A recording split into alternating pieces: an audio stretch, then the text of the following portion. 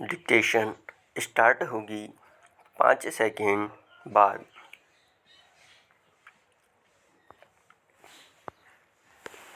Start. अध्यक्ष महोदय, मैं आशा करता हूँ कि इस सदन के लिए यह अंतिम अवसर होगा जबकि इस संविधान में इस आधार पर यह संशोधन करने का अवसर आया है। इसलिए मैं आशा करता हूँ कि इसकी जड़ में जाने के लिए हमारे सदन को और सरकार को एक हिम्मत होगी। हिम्मत की बात मैं इसलिए कह रहा हूँ कि हम में से अधिकांश लोग इसी समाज में आते हैं और हम जानते हैं कि जिनके हाथ में संपत्ति है उन्हीं के द्वारा यह अछूत और छूत का रोग फैला हुआ है। यह वर्णाश्रम धर्म नहीं है। हमारे यहाँ यह धनाश्रम धर्म है, संपत्ति पर आधारित है और इसके लिए मैं इतनी ही आशा कर लेता हूँ कि आज अभी जो देश के विभिन्न भागों में ज़मीन कुछ हाथों में केंद्रित है, जब तक ज़मीन के एकाधिकार को हम नहीं तोड़ सकेंगे, जो कुछ लोग सैकड़ों और हजारों एकड़ रखे हुए हैं, जिनमें अधिकांश सदस्य भी इस सदन में सम्मिलित हैं, तब तक यह समस्या हल नहीं होगी। इसलिए मैं यह कह रहा हूँ कि सदन को भी हिम्मत होगी कि आज जिस तरह से हमने लगभग एक मत से इसको स्वीकार किया है, भूमि सुधार का प्रश्न जिसकी चर्चा उठी है और हम उठाएंगे कि जो जोतने वाला है, जो खेत पर मेहनत करता है, जिसमें 100% हरिजन तो हैं ही, आदिवासी भी हैं, तो जो मेहनत करता है ज़मीन पर उसका अधिकार होगा। सदन को यह हिम्मत होगी कि वह इस चीज़ को करे। पैरा मैं यह आशा करता हूँ और नहीं होगी तो मैं समझता हूँ कि यह हमारे लिए एक ढकोसला होगा। यही आग्रह मैं सभी लोगों से करता हूँ कि भूमि के प्रश्न को सुधारे बिना अछूतोद्धार नहीं होने वाला है और न राष्ट्रीय उत्थान होने वाला है। मैं चाहता हूँ कि वह शांति से हो, इसीलिए मैं यह आग्रह कर रहा हूँ, नहीं तो अशांति फूटेगी। लेकिन हम चाहते हैं कि शांति से हो, इसलिए मैं फिर आग्रह कर रहा हूँ कि दल और पार्टी की दीवार तोड़कर हम इस प्रश्न को लें और केंद्रीय सरकार भी हिम्मत करे।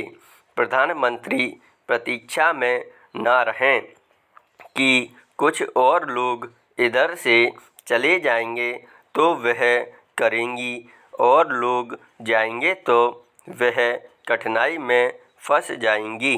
इसीलिए मैं कह रहा हूँ कि यह अवसर है। पैरा अध्यक्ष महोदय वह हिम्मत करें जिससे देश में ज़मीन जोतने वाले को मिले और जो मेहनत नहीं करते उनसे ज़मीन लेकर उसका बंटवारा कर दिया जाए। मुझे आश्चर्य हुआ जब मैंने इस प्रतिवेदन को आरंभ से अंत तक देखने की कोशिश की और इसमें अंग्रेजी का इतना समर्थन मेरी समझ के बाहर की बात थी। अंग्रेजी के समर्थन के साथ रोमन लिपि तक का समर्थन किया गया है। जब हमारे संविधान में देवनागरी लिपि को राष्ट्रीय लिपि माना गया है और आज भी देवनागरी हिंदी लिपि में लिखी जाती है, मराठी देवनागरी लिपि में लिखी जाती है। अन्य भाषाएं अपनी अपनी लिपि में लिखी जाती हैं। रोमन लिपि के लिए इस आयोग की रिपोर्ट में किस प्रकार कहा गया? रोमन लिपि की बात कैसे इसमें आई, यह मैं कम से कम नहीं समझ पाया। पर एक बात देखने योग्य है कि अंग्रेजी का इतना समर्थन होने के बाद भी और कई विदेशी विशेषज्ञ इस आयोग के सदस्य होने पर भी अंत में उन्होंने भी माना कि अंततोगत्वा शिक्षा का माध्यम प्रादेशिक भाषाएं होंगी। आयोग को यह भी मानना पड़ा कि अंग्रेजी के माध्यम रहने से देश की हानि हो रही है और संसार के किसी भी देश में ऐसी स्थिति नहीं है। आयोग स्वयं इस बात को स्वीकार करता है कि इस प्रकार विदेशी भाषा के माध्यम से हमारे देश की कितनी हानि हो रही है। पैरा मैं त्रिसूत्री भाषा फार्मूले का समर्थक हूँ।